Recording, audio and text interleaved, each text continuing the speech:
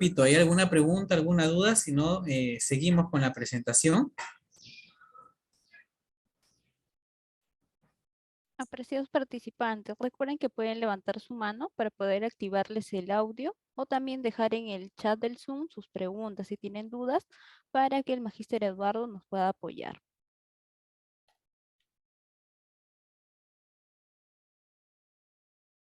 No tenemos ninguna duda, magíster. Podemos continuar con el siguiente tema. Ok, muy bien. Entonces, el segundo tema, sí, el segundo tema es un punto muy importante eh, y no es porque sea lo último que se hace prácticamente con el percutáneo, deja de tener la misma importancia, pues, ¿no? Estamos hablando sobre la técnica de retiro del catéter en condiciones normales, es decir, que no hay ningún problema, estamos retirando suavemente, ¿sí? Estamos retirando suavemente y no hay ninguna obstrucción o ningún aumento de la presión a la hora de retirar, no hay resistencia, ¿sí? Es una técnica de retiro de catéter en condición normal, ¿sí? Y entonces, para esto, para este caso, ¿qué yo necesito? Para las técnicas de retiro, pues obviamente es como si yo también hiciera la inserción del catéter percutáneo. Recuerden que un catéter percutáneo es un catéter que está ingresando al torrente sanguíneo y está yendo hasta nivel central, ¿sí? Obviamente, cualquier maniobra mal realizada, podemos causar una sepsis en el neonato, ¿sí? Ahora, yo les pregunto, les hago una pregunta. ¿El catéter percutáneo se retira rápido o se retira lento? ¿Pueden responder o levantan la manito? Si es por la manito, a ver, votemos entonces. Levanten las manos los que están a favor de que el catéter percutáneo se retira rápido. Levanten la mano. ¿Quién me dice, enfermero, sabe que el percutáneo se retira rápido? No es lento, es rápido. Levanten la mano. Si nadie levanta la mano es porque todos están de acuerdo que el percutáneo se retira lento. ¿Ya? Entonces, todos están de acuerdo que el catéter percutáneo se retira lento. Ahora yo les pregunto entonces, si ustedes me dicen que el percutáneo se retira lento, ¿cuál es el motivo? Hay varios motivos, pero uno de los motivos más resaltantes de la cual el percutáneo no se retira rápido, ¿cuál es? ¿Mm? ¿Alguien que desee participar? Somos 30 y tantos participantes. Quizá nuestro compañero Nelson, porque como él escucha todas las sesiones, quizá sepa, ¿sí? Rebeca levantó la mano. Sí, Rebeca, ¿te escuchó? Sí, licenciado. Uno de los motivos podría ser porque podría romperse en el trayecto al retirar. Muy bien. Igual Rosana Puicón también nos dice que se puede romper, exactamente. Es por eso que yo no puedo retirar rápidamente, porque recuerden, no todos trabajamos de la misma forma. Que a uno de nosotros, del grupo de ustedes, quizás se le obstruyó en un momento, sonaba presión alta, me voy con mi jeringa de 10, no pasa, estoy presión y no pasa, y se me prende pues el mal foco, digo, no, con la jeringa de uno tiene que pasarme. Le pongo la jeringa de uno y ¡zah! Hizo presión un ratito y después como que pasó rapidísimo. Ya está, por fin. Yo ya estaba sudando frío ya.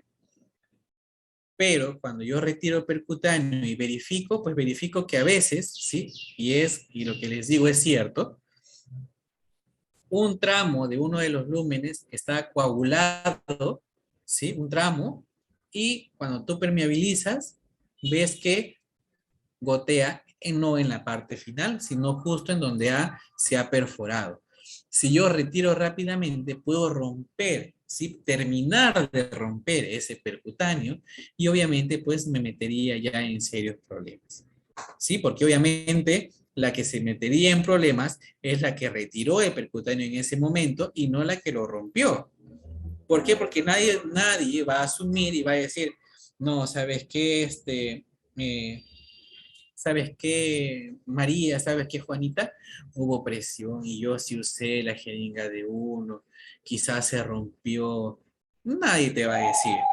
Seamos sinceros, nadie nos vamos a cuidar, ¿sí? Nadie nos cuida, solo nosotros mismos. Por lo tanto, pues tengo que yo hacer un procedimiento como debe ser. Ya, dijeron, puedo romper el percutáneo. Está bien, es uno. ¿Qué más? Son como tres, cuatro, pero ese también es uno de los puntos importantes. ¿Qué otro más? Tenemos a Amanda, a Nanín, a Ángela, a Carla, Rado como Talledo, tenemos a Carmen, Condori, Carmen Ramírez, Carola, Cecilia, Cintia, Diana, Fanny, Jennifer. ¿Sí? ¿Quién da otra opción? ¿Por qué no se retira el catéter percutáneo rápidamente? Iris. Licenciado, podría ser porque podríamos ocasionar lesión a nivel vascular. Muy bien, Iris, exacto. Puedo causar una lesión, ¿sí? Puedo lesionar la íntima de la vena y obviamente pues voy a causar una inflamación a nivel venoso y hasta puedo provocar una formación de un trombo al lesionar las paredes de la vena, ¿sí? Muy bien, hasta ahí vamos dos. Y el tercero y el más importante, ¿se puede decir cuál es? ¿Alguien que me diga?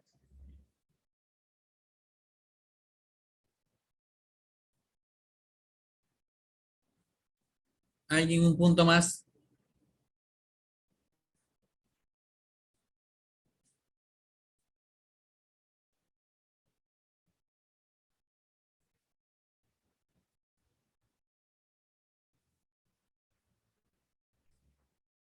¿Qué pasa si ustedes sacuden algo lentamente o cuando sacuden algo fuertemente y rápidamente? ¿Qué es lo que pasa? Ya les estoy ayudando. ¿Qué es lo que pasa si ustedes sacuden, ¿sí?, algo lentamente o qué es lo que pasa cuando sacuden algo rápidamente? ¿Qué pasa? ¿En cuál se desprenden más partículas? ¿En el que sacudo lentamente o en el que sacudo fuerte? Se desprenden más partículas en el que sacudo fuertemente, pues, ¿no? Muy bien, Iris. Entonces, recordemos que los catéteres percutáneos, ajá, muy bien, Carla Talledo, fuerte, ¿verdad? ¿Qué es lo que pasa cuando yo retiro rápidamente y fuertemente el percutáneo? Voy a movilizar ese biofilm, ¿sí? El biofilm, ¿sí?, es esa película de biopartículas, ¿sí? Obviamente de células vivas, sean bacterias, microorganismos, que ya están protegiendo, bueno, no protegiendo, sino que ya están viviendo en ese percutáneo, ¿sí? Tanto por dentro como por fuera. ¿Qué es lo que pasa si yo retiro rápidamente de un solo esfuerzo? Todos esos microorganismos que están adheridos a ese equipo biomédico, ese biofilm se va a desprender. ¿Y dónde va a caer? Pues en el torrente sanguíneo. Por lo tanto, yo aumentaría el riesgo de que pueda haber una infección, ¿sí? De que se pueda presentar algún tipo de infección.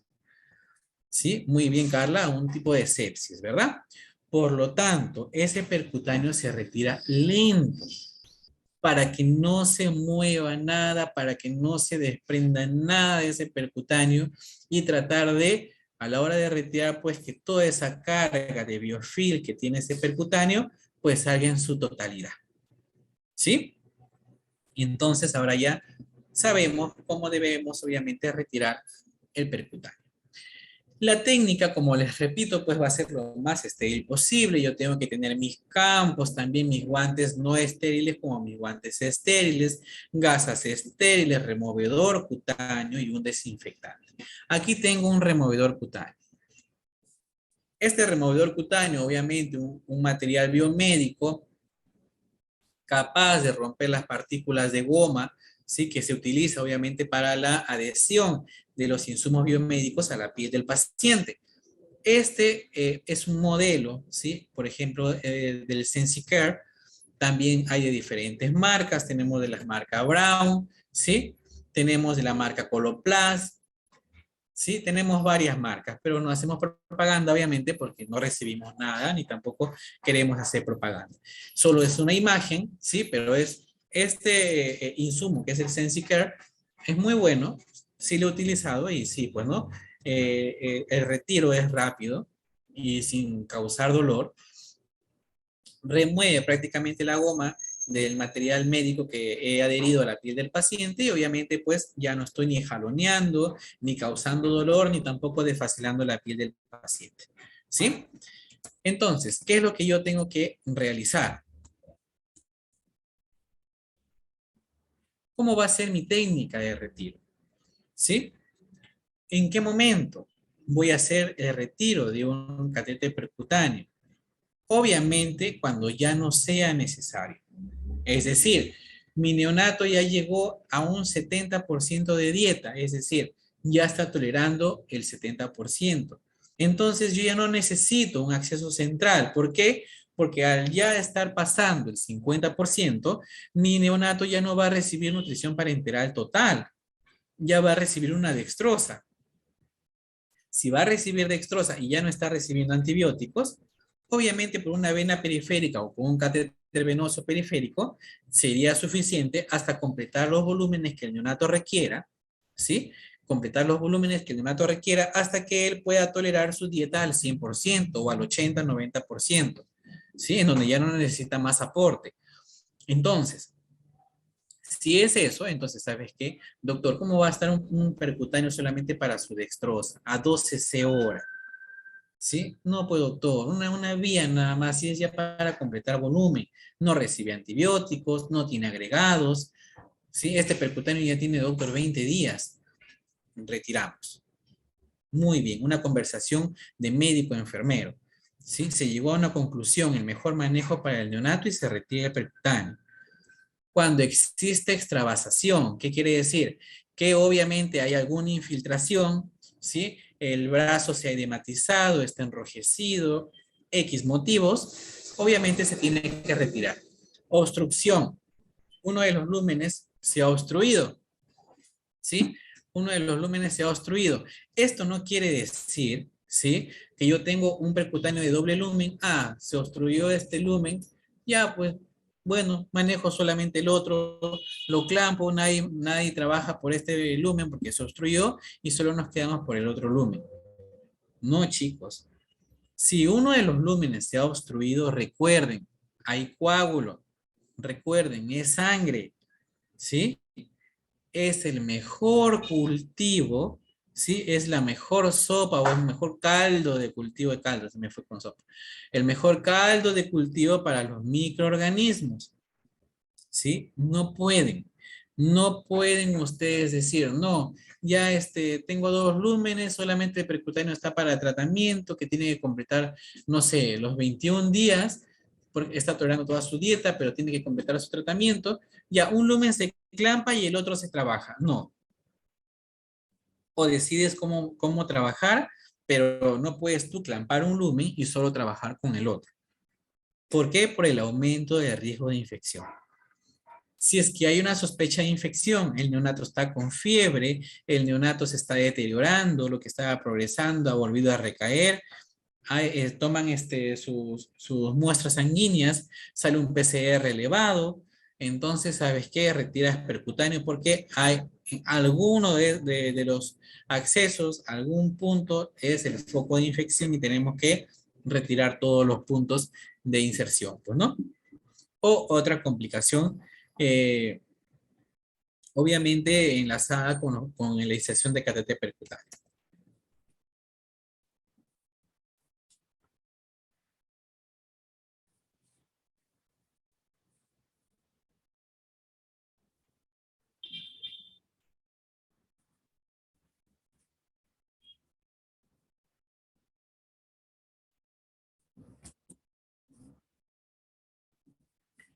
Entonces, ¿qué vamos a realizar primero? Obviamente tenemos que estar 2 personas a la hora de retirar también un catéter percutáneo. No solamente una, 2. ¿Por qué? Porque recordemos que nuestro neonato, nuestro cliente es el más importante. No vamos a causar un disconfort en el neonato, no vamos a aumentar los niveles de estrés, no vamos a causarle dolor. ¿Qué vamos a hacer? Pues pondremos succión no nutritiva, le colocaremos un pequeño chupete, haremos contención, todas nuestras técnicas para obviamente disminuir la sensación dolorosa. Entonces, obviamente con ayuda del personal circulante, pues brindaré la mejor posición confortable para el neonato, ¿sí? Quedando obviamente libre sobre el bracito o la extremidad en donde voy a comenzar el retiro del percutáneo, ¿sí? ¿Qué más tengo que hacer? Pues una vez que ya mi paciente está confortable, tengo todos mis materiales listos, obviamente en el stand, en el box del neonato, pues voy y me realizo el lavado higiénico de manos. ¿Qué lavado tiene que ser? Un lavado quirúrgico, igual que a la hora de inserción. ¿Por qué? Porque obviamente voy a retirar un acceso central, ¿sí? ¿Qué más tengo que hacer? Antes de retirar el apósito con el removedor de pegamento médico con suavidad para no lesionar la piel ni el catéter, ¿qué es lo que voy a hacer? Pues obviamente tengo que desinfectar la zona. Por lo tanto, ¿sí? Por lo tanto, pues desinfecto la zona, obviamente pues con guantes limpios, no estériles, ¿sí? Con una gasa, con clorexidina al 2%, antes yo ya de haber colocado mis campos estériles y todo, pues realizaré la higienización, pues, ¿no? Hago una pequeña higienización de administración o colocación de clorexidina, ¿sí? Encima de la curación o encima, obviamente, del tegader o del apósito transparente que estoy utilizando para, obviamente, tratar yo de disminuir la carga bacteriana adherida, obviamente, a la curación, ¿sí? Me dicen, no, ¿sabes qué? Tengo toallitas de clorexidina al 2% con alcohol al 70%. Perfecto. ¿Sí? No necesitas hacer el lavado, solamente aplicas la toallita de clorexidina al 2% con alcohol al 70%, esperas los 10 segundos, que es lo mínimo que esperamos para que haga efecto, obviamente, la clorexidina y se evapore el alcohol y empezamos al procedimiento. ¿Sí? ¿Qué es lo primero que hacemos? Pues administramos, obviamente, el removedor. ¿Sí? Hay removedores en sachet, hay removedores en spray. Administramos el removedor, esperamos que haga efecto, ¿sí? Es decir, que rompa las partículas de pegamento médico, ¿sí? Y podamos hacer el retiro con suavidad, sin jalar, sin traccionar, sin causar alguna desfacelación ni sangrado en la piel, obviamente, de nuestro neonato, ¿sí? Una vez que yo ya he realizado eso, pues yo tengo que limpiar con antiséptico, ¿sí? Esa zona, desde el punto de inserción hacia la periferia y obviamente secar la zona para evitar posibles quemaduras. Si es un neonato menor de 32 semanas, recuerden que tenemos que limpiar la zona, es decir, retirar el exceso de clorexidina, ¿sí? Pero obviamente en menos de 32 semanas pues no vamos a retirar el percutáneo. Muchos neonatos todavía siguen con su percutáneo. Entonces, ¿qué hacemos? Pues desinfectamos la zona. En nuestro establecimiento, ¿sí? En nuestro establecimiento nosotros contamos, un segundo. Es silencio. Contamos con este aplicador de clorexidina al 2% que ya viene preparado, ¿sí? Con esta esponjita esparcidora. Rompemos el cartucho al hacer clic, la clorexidina empapa la esponja y pues comenzamos a desinfectar la zona, ¿no? Administramos, esperamos pues el minuto que haga efecto como mínimo esta clorexidina, porque no tiene alcohol, es pura clorexidina, ¿sí? Si fuera necesario, como les repito, es prematuro el neonato, retiramos el exceso de clorexidina con agua estéril y pasamos ya a hacer el procedimiento. Ahora, ¿Por qué desinfectamos otra vez la piel si yo voy a retirar? Porque tengo que disminuir la carga, ¿sí? Tengo que yo disminuir la carga que puede tener que tiene obviamente en la piel del neonato. Luego, ¿qué hago? ¿Sí? Luego, ¿qué hago? Obviamente, pues me retiro esos guantes limpios. Acá me he saltado de diapositiva. Cuando yo ya hago el levantamiento del pegader o del apósito transparente que he utilizado, yo ya he debido, obviamente, colocarme mis guantes estériles. ¿Por qué? Porque yo ya estoy en una zona estéril, ¿sí? Y con gasas estériles voy a coger el catéter por la zona más próxima al punto de inserción, ¿sí? Y ya, obviamente, he colocado mi campo estéril, ¿sí?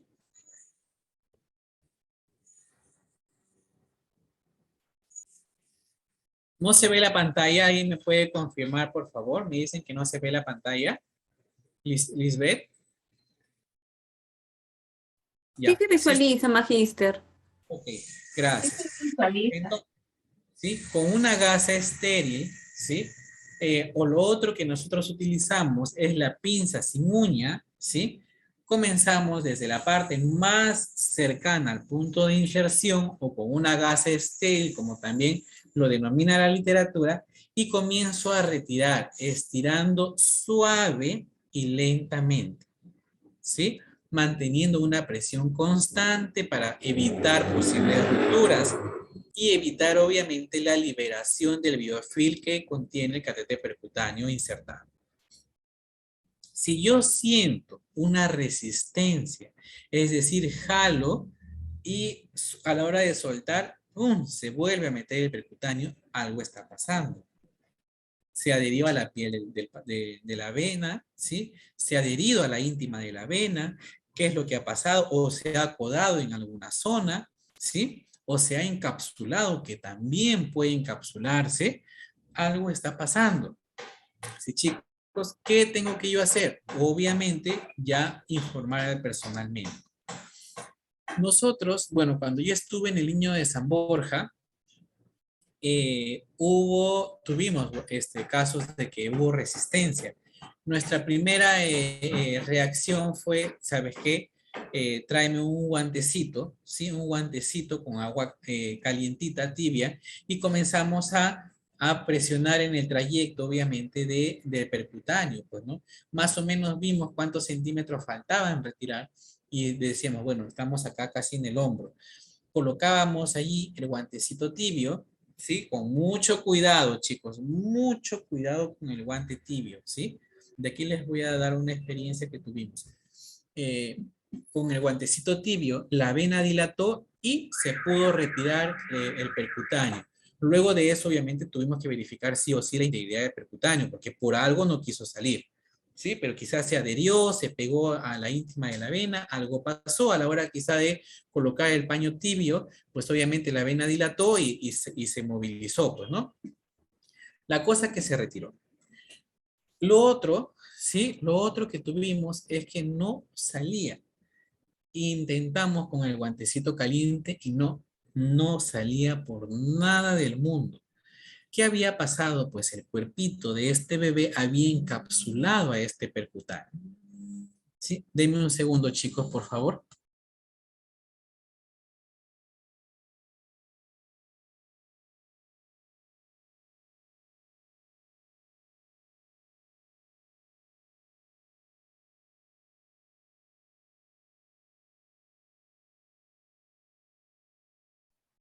Ya.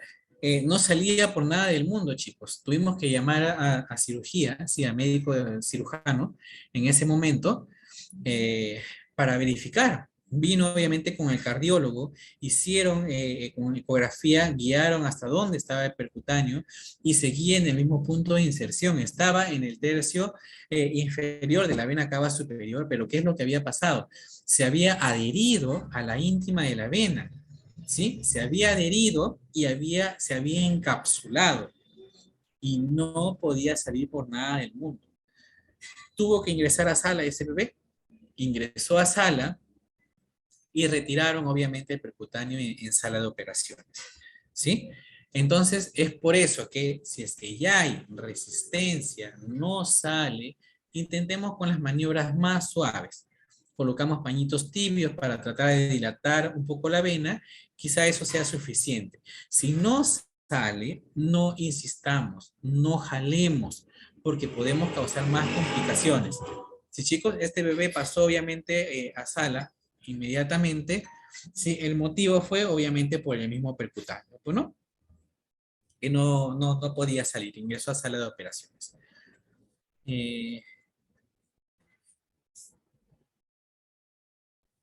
¿Ya?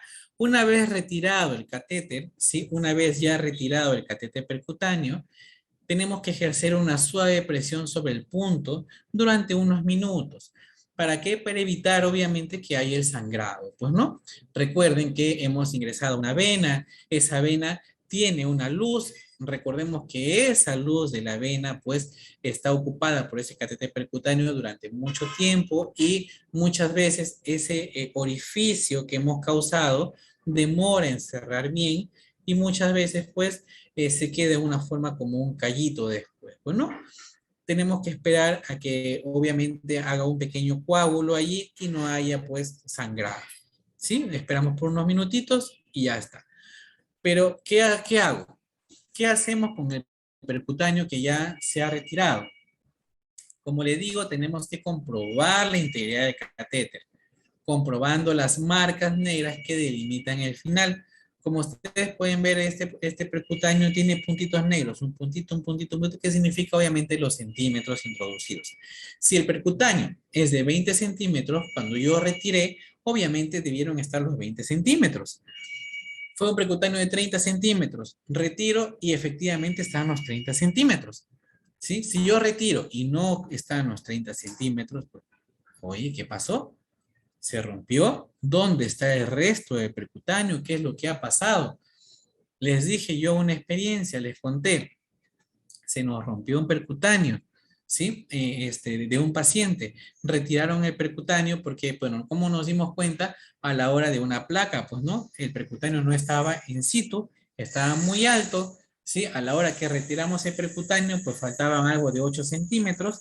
¿Dónde se había localizado el percutáneo? En el lóbulo derecho del pulmón izquierdo, en uno de los lóbulos del pulmón izquierdo, y que tuvo que terminar en sala de operaciones extirpando una parte del lóbulo inferior. ¿Por qué? Porque este percutáneo había obstruido, había disminuido la irrigación de ese lóbulo y obviamente pues ese lóbulo se necrosó, causando que el bebé obviamente se quede sin un pedazo de su pulmón.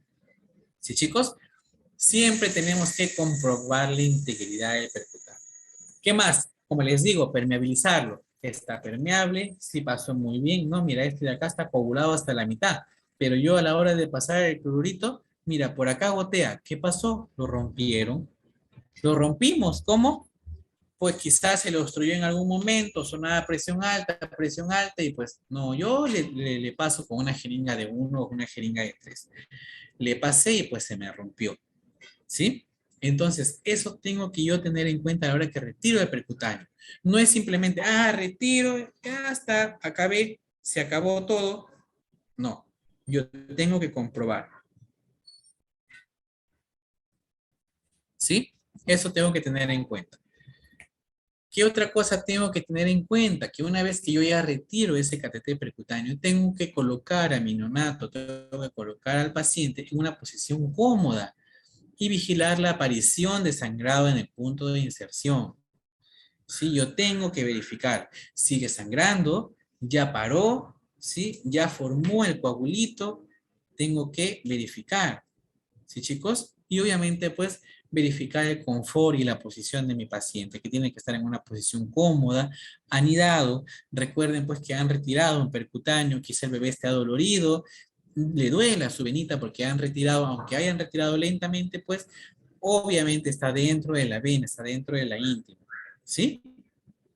Esos puntos tenemos que nosotros tener en cuenta y tener mucho cuidado.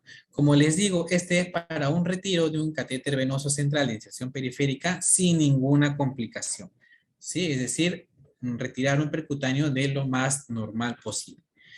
Chicos, este tema, como les repetía, son dos temas cortos, pero son muy importantes. Pero ahora sí, necesito conversar con ustedes. Díganme alguna pregunta, alguna duda.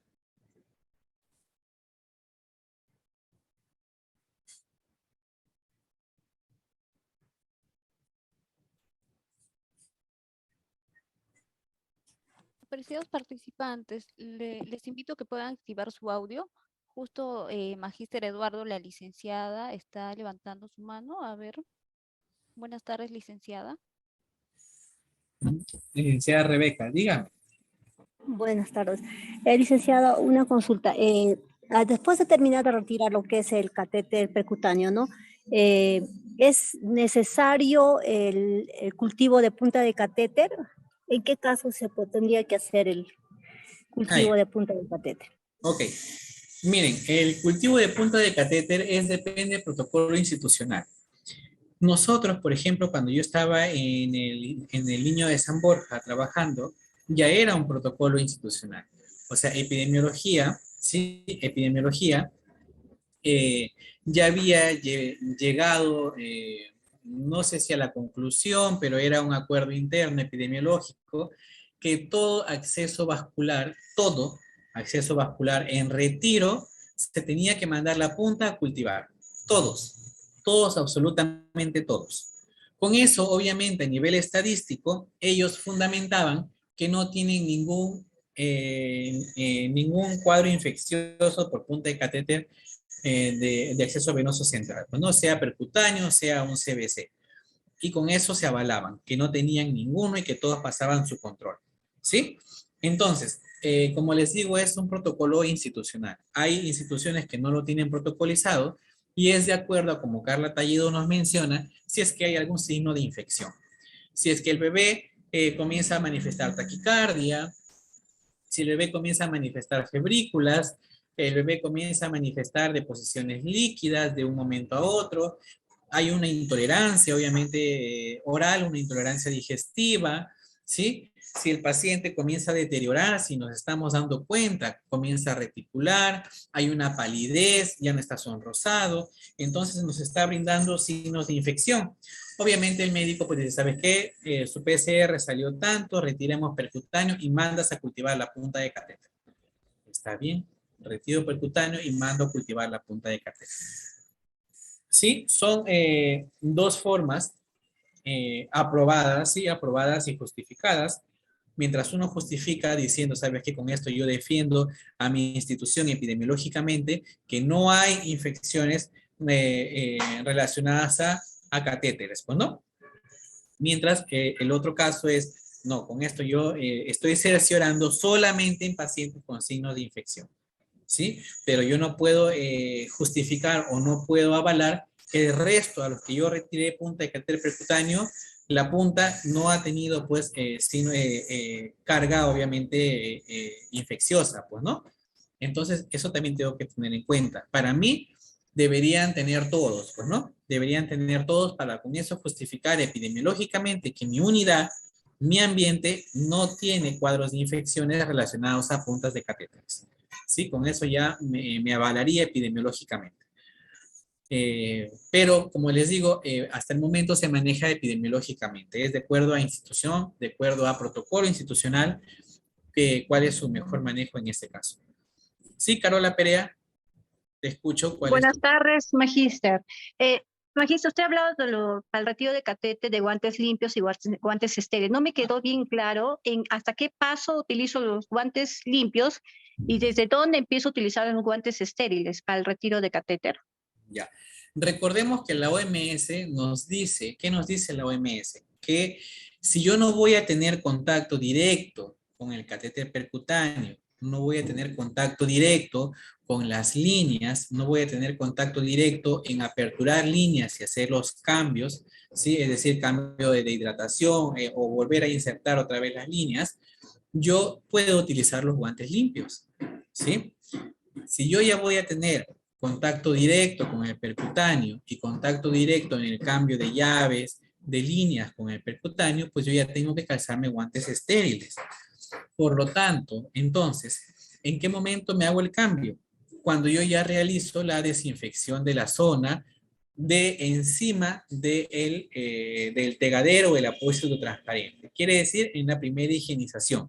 Yo primero, obviamente, pues higienizo con clorhexidina al 2%, espero mi minuto, mis 2 minutos, o si es con toallita que contiene clorhexidina al 2% más alcohol al 70%, pues aplico y solamente espero los 10 segundos.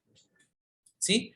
Luego, ya yo comienzo, me calzo los guantes estériles, coloco mis campos estériles con la ayuda de mi otro personal y ya comienzo ya a hacer todo el retiro, pues, ¿no?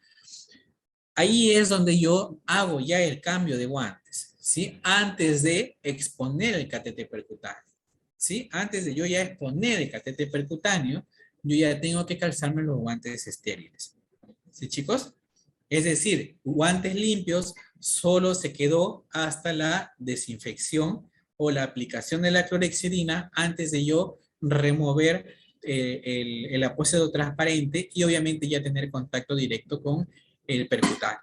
¿Sí? Ahí es donde yo ya tengo que haberme calzado los guantes estériles. ¿Alguna otra pregunta? ¿Alguna otra duda, chicos? Licenciado, una consultita. Una vez que ya estamos en el momento donde ya hemos hecho la higienización, perdón, del bracito y ya nos calzamos los guantes estériles, nuevamente hacemos otra limpieza con la clorhexidina. Sí. A la hora que yo ya retiro ese apósito transparente, recuerda que yo he disminuido la carga, obviamente que está encima de este apósito transparente, más no he disminuido la carga bacteriana que está obviamente colonizada en la piel del neonato. Entonces, por lo tanto, una vez que yo retiro, ¿sí? Retiro el apósito transparente o el tegader que yo he utilizado, yo tengo que desinfectar la zona con clorhexidina otra vez, ¿sí? Desinfecto la zona y ahí es donde yo ya retiro, obviamente, ¿sí? Retiro el percutáneo ya sin ningún problema, pues, ¿no? Porque obviamente mi zona está libre, está limpia, está higienizada y la carga bacteriana está disminuida. ¿Sí? ¿Sí, Iris? ¿Quedó claro? Sí, licenciado, gracias. Ok. ¿Alguna otra? Sí, Carola, dígame. Magíster, otra consulta que hasta ahorita tengo muchas dudas. Nosotros en nuestra institución no contamos con clorhexidina ni en sobrecitos, ni el otro tipo de clorhexidina que sería para cada paciente. Y nosotros solamente utilizamos una clorhexidina que nos dan en frasco. Y si nosotros queremos igual en la curación, en el retiro, ¿cómo sería nosotros más ideal para porque no quieres, un frasco puede ser, como dice, infecciones cruzadas, si utiliza un frasco para todo el turno o para diferentes pacientes? ¿Qué alternativa nos da usted para poder mejorar nuestra situación con la clorhexidina para cada paciente? ¿Cómo podemos gestionar en cuestión de institución o lo que tenemos nosotros ahorita como un frasco, cómo podemos hacer para evitar esos cruces de una sola clorhexidina para todos los pacientes? Eso es siempre mi duda, ¿no? Ya. Mira, gerencialmente, o sea, administrativamente, enfermería tiene ese problema al tratar de buscar alguna solución y al dar solución al problema. ¿Qué es lo que pasa con esta forma de solucionar? Pues estoy solucionando al servicio y el servicio nunca va, obviamente, a justificar el ingreso del insumo. ¿Por qué? Porque obviamente ya estamos dando solución. Si yo doy solución a ese problema de la falta de material, porque es falta de material, pues tu servicio no hace el reclamo y tu servicio, obviamente, a nivel administrativo, no está presionando, ¿sí? No está presionando para el ingreso del insumo. Eso es en la parte administrativa. Entonces, ¿qué tiene que hacer obviamente la parte administrativa? Pues presionar para que ingresen obviamente los insumos necesarios, justificando obviamente pues los accesos periféricos, los accesos venosos de infección de periférico a nivel central, justificando obviamente el uso del insumo.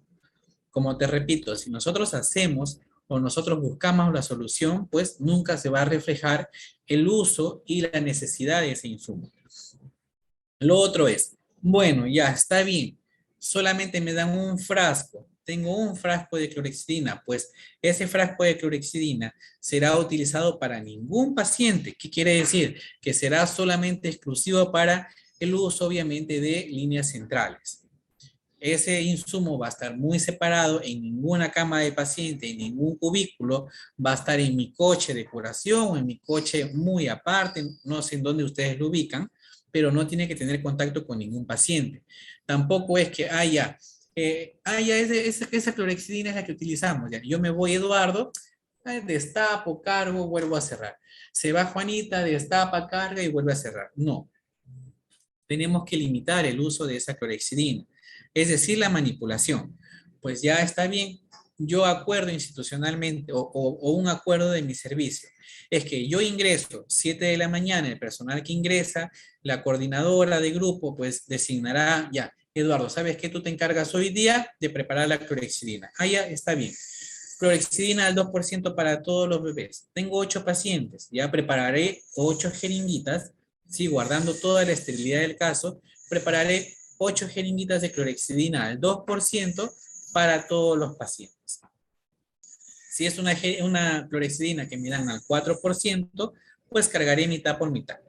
Si es una jeringa de 20, pues 10 centímetros de clorhexidina al 4% y 10 centímetros de agua estéril. Con eso yo llego a una concentración de clorhexidina al 2%, mitad por mitad. ¿Sí? Y cada paciente va a tener su jeringa. Y esa jeringa pues me durará las 24 horas. 6 de la mañana del día siguiente, pues esa jeringa tendrá que ser eliminada para volver otra vez a preparar las jeringas para todos. Eso hacíamos en una institución, sí, en el Hospital Belén de Trujillo, cuando no teníamos tampoco los insumos y solamente nos llegaba clorhexidina para lavarnos las manos, más no nos llegaba clorhexidina para el manejo de accesos venosos.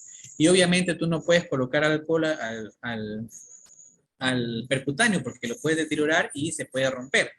Pues teníamos que hacer de esa forma, con la clorhexidina jabonosa, porque no nos daban tampoco clorhexidina, la otra clorhexidina, la no jabonosa, no nos daban. Entonces preparábamos con clorhexidina jabonosa, no nos daban la acuosa, nos daban la jabonosa y con la jabonosa, pues preparábamos de esa forma, ¿sí? Y lo diluíamos para tratar nosotros de manejar, obviamente, lo más estéril posible el preparado que hacíamos y poder manipular nosotros nuestras llaves, preparábamos para insertar una vía periférica y para la manipulación obviamente del catéter percutáneo. Eso hacíamos. Pero con eso aprendimos que cuando nosotros damos solución a un problema de falta de equipos y falta de materiales, nunca por nunca la institución se va a dar cuenta que te está faltando material y te está faltando insumos si es que no, obviamente tú justificas la utilización. Y en eso no me va a dejar mentir Carla Talledo, que ella lleva, por ejemplo, la coordinación de emergencia en donde está trabajando. Y si tú no justificas el uso del insumo, pues nunca por nunca te va a llegar el insumo a tu servicio. En eso tienen que tener mucho cuidado, chicos. En enfermería, al dar o al tratar de buscar siempre la solución a los problemas, ¿sí? Porque, por ejemplo, en el Hospital Belén también teníamos ese problema de que no nos llegaban los CPAP, ¿sí? Y nosotros armábamos artesanalmente. Al no ejercer demanda, obviamente, de ese material, ¿sí? Al no ejercer demanda, pues la institución no se daba cuenta de que nosotros necesitábamos más material. Y como nosotros reutilizábamos y armábamos los CPAP artesanales, pues el médico tampoco hacía presión. La parte médica no hacía presión. La parte de enfermería no hacía presión. Y nunca por nunca, a nivel administrativo, pues nunca veían la demanda. Por lo tanto, administrativamente, pues tu servicio no lo está utilizando. Entonces, ¿para qué te voy a dar insumos si ustedes ni siquiera solicitan, no piden o no ejercen la demanda? Pues no. Entonces, ahí tenemos que tener cuidado, chicos, a la hora de buscar, entre comillas, la solución al problema. Sí, tenemos que tener mucho cuidado. Espero que haya respondido tu pregunta, Carola. Y como te digo, lo único Sí, es magíster. que tú tienes o tu servicio se tiene que reunir, ¿sí? Conversar muy bien lo que tienen que hacer para tratar de presionar y justificar y que ellos puedan ver la demanda del insumo. ¿Sí? Sí, sí, Carla, pues no, no te dan, no te dan. Si no ven la demanda, pues no te dan. ¿Sí? Y a veces los esfuerzos, pues seguimos haciendo lo mismo de tratar de solucionar el problema. Sin embargo, no nos damos cuenta que perjudicamos al servicio y perjudicamos al paciente. ¿Sí? ¿Alguna otra pregunta o alguien quiere compartir alguna experiencia? Licenciado, otra consultita. En mi institución usamos lo que es la clorexidina acuosa, ¿no? Ujú. Espumosa, es espuma, en espuma, del La 2%. jabonosa. Ujú, la Ajá. jabonosa. Cuando hacemos la desinfección es necesario aclararla luego, porque siempre se queda la zona humedecida, porque como es jabonosa, entonces Sí, se tiene que aclarar tanto para la higienización, ¿no? Que se hace para el retiro, como para luego la nuevamente desinfección, ¿no? Ya en la parte estéril, se le tiene que aclarar, porque siempre se queda el residuo, ¿no? De esta clorexidina, porque es algo como espumosa, líquida, ¿no? yo te hago el claro ejemplo. Lávate las manos, Iris, con clorexidina jabonosa al 2%, enjuágate como tú lo sabes hacer, no te seques, no te seques todavía y vuelve a frotar otra vez tus manos. Y vas a ver que vuelve otra vez a aparecer, no la misma cantidad de espuma que apareció en el primer lavado, pero vuelve a aparecer otra vez espuma. ¿Qué quiere decir? Que en tu piel está quedando restos de clorexidina, ¿sí? Y obviamente es la clorexidina que comienza obviamente a causarte lesiones en tu piel. Si tú utilizas la clorexidina jabonosa, tienes que enjuagar la piel del neonato, tienes que tratar de eliminar ese jabón que está quedando de clorexidina. ¿Por qué? Porque puedes causar lesión en la piel del neonato y es por eso que a veces queda como media pegajosa, media brillosa. ¿Por qué? Porque ha quedado restos de clorexidina. ¿Sí? Clorexidina al 2% es acuosa y es jabonosa, Roxana. Son dos formas de clorexidina. La acuosa es para utilizar en desinfección directa a piel y la jabonosa, como el mismo nombre lo dice, es para lavarnos las manos, obviamente porque tiene jabón. Pues no es jabonosa, va a causar espuma. En cambio la acuosa no, la acuosa es tópica y es de utilización directa. ¿Sí? ¿Alguna otra pregunta, chicos?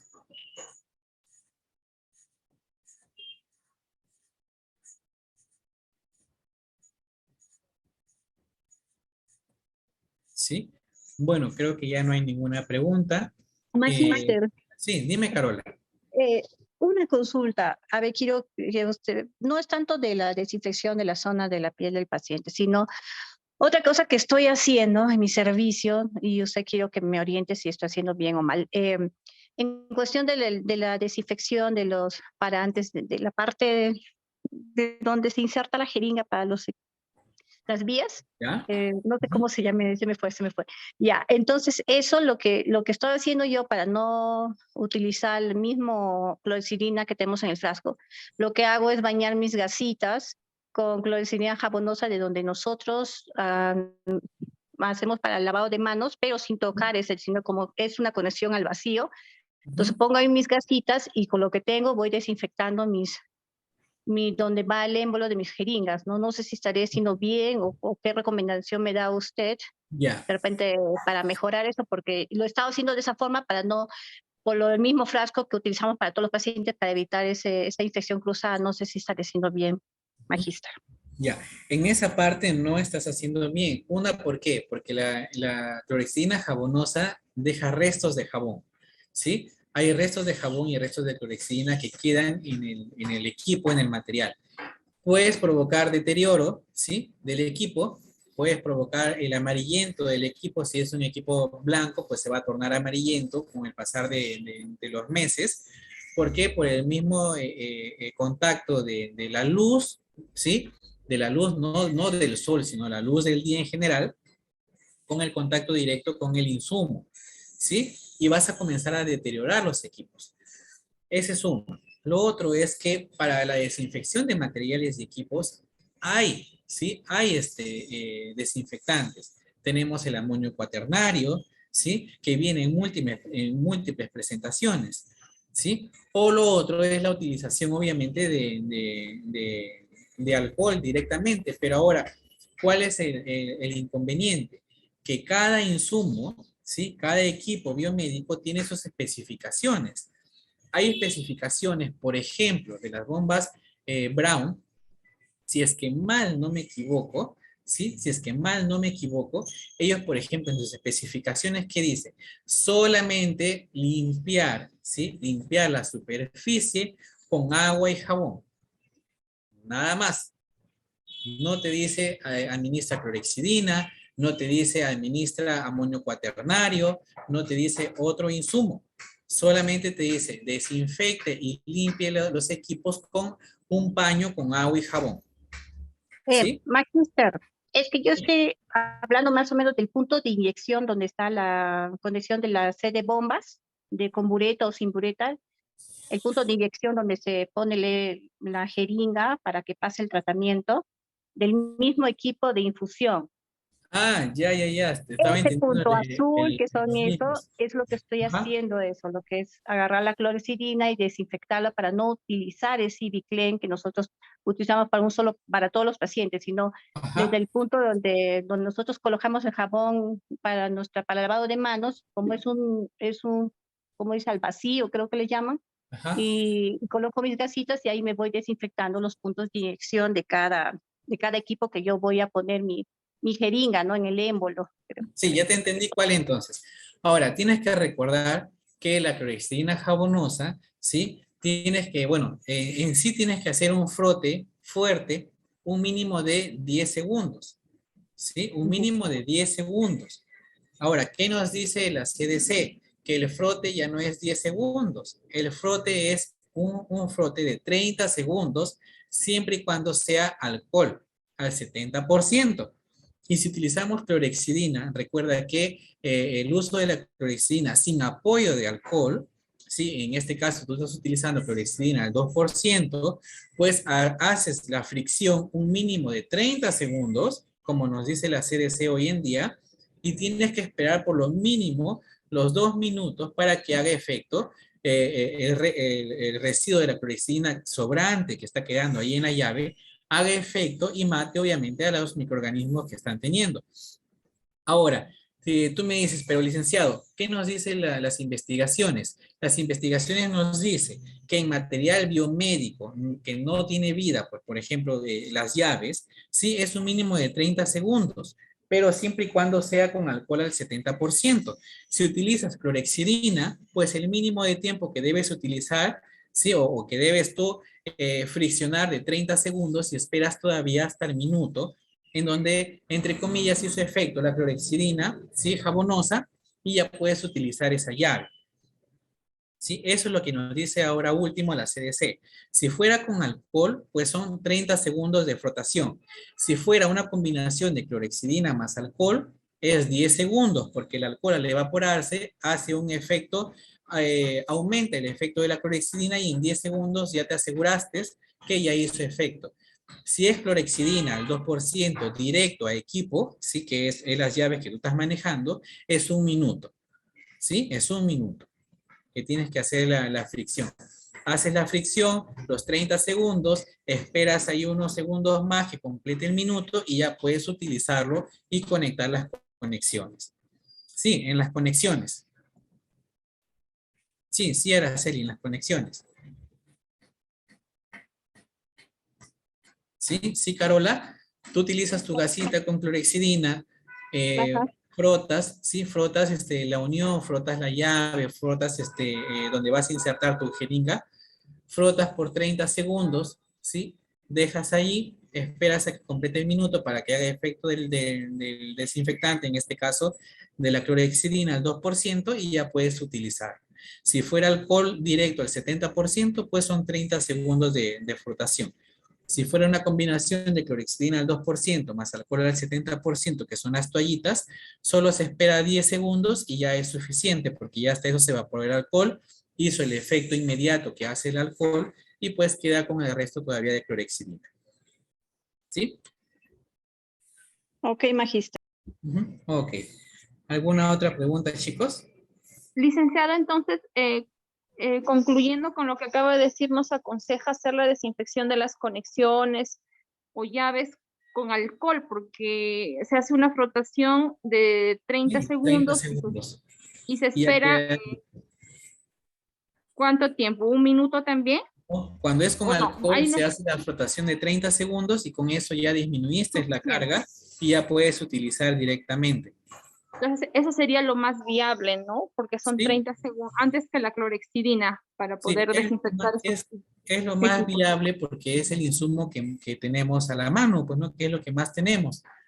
Recuerden que cuando es un insumo que no es directamente para la desinfección de llaves, por ejemplo, como la clorexidina al 2% jabonosa que tiene Carola, pues tienes que respetar la indicación de la clorexidina jabonosa, pues, ¿no? Pero lo más viable sería con alcohol al 70%. Frotas los 30 segundos y con eso ya tu llave está desinfectada y puedes utilizarla. Magíster, ¿y no llega a deteriorar el alcohol a ese material de donde está la línea de inyección? ¿No deteriora el alcohol? ¿O normal puedo utilizar alcohol al 70%? No deterioran el alcohol al 70%. No deterioran las llaves ni tampoco de la de inyección. Ok, Magíster. Ujú. Ok. ¿Alguna Una otra pregunta? consulta. Sí, Rosa, dígame. Sí. No me ha quedado muy claro por las Ujú. comparaciones que he ido haciendo. Los apósitos antisépticos que tienen clorexidina más alcohol, el tiempo de frotación, le escuché decir 10 segundos y la espera 10 segundos más. No. La frotación de clorexidina más alcohol, ¿qué nos dice la especificación de estas toallitas? Que solo necesitan 10 segundos para ya haber hecho efecto. O sea, es decir, tú coges tu llavecita, frotas el alcohol con clorexidina, que son las toallitas, por 10 segundos y ya es efectivo la utilización. Sí, ya es efectivo que ya están desinfectados para la utilización. ¿Qué es lo que pasa Allá, con el alcohol porque, puro? ajá, sí, lo que pasa que ahí eso, por ejemplo, tengo una duda porque una vez en el hospital tuvimos una capacitación de 3M, que son los que nos traen los apósitos, Ujú. y ellos indicaron que deberíamos hacer una frotación de 15 a 20 segundos y esperar 20 a 25 segundos para que recién podamos usarlos, ¿no? A usar los bioconectores o usar la llave a lo que estamos haciendo. Entonces ahora, y eso todavía consultamos porque en otra capacitación, o sea, eso es como que no lo tienen bien, ¿no? Sí, Bien claro. fijo, porque Sí. hubo otra capacitación que hubo, ya no fue de 3M, dijeron que era 5 segundos la frotación y esperábamos 15 segundos, hacíamos un total de 20 segundos.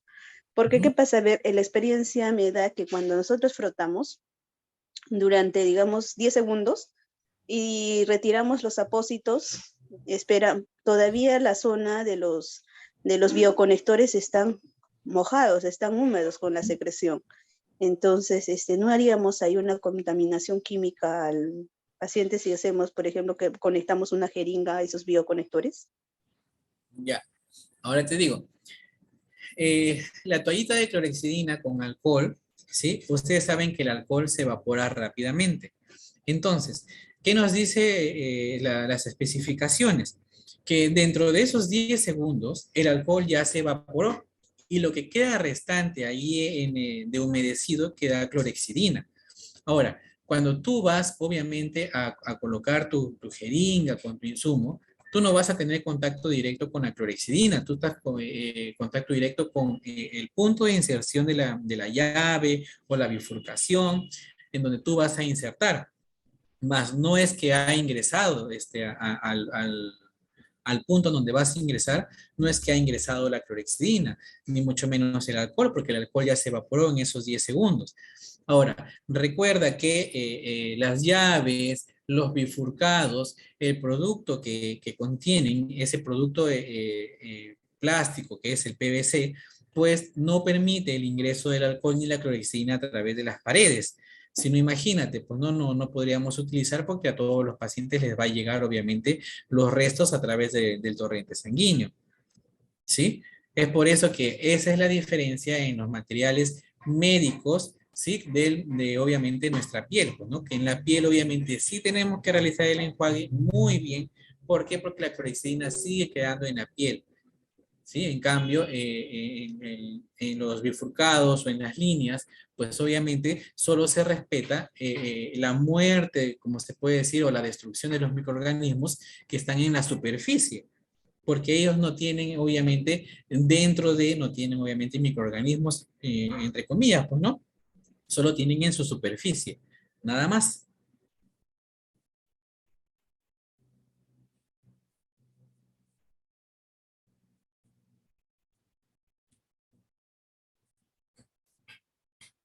¿Sí? ¿Alguna otra pregunta, chicos?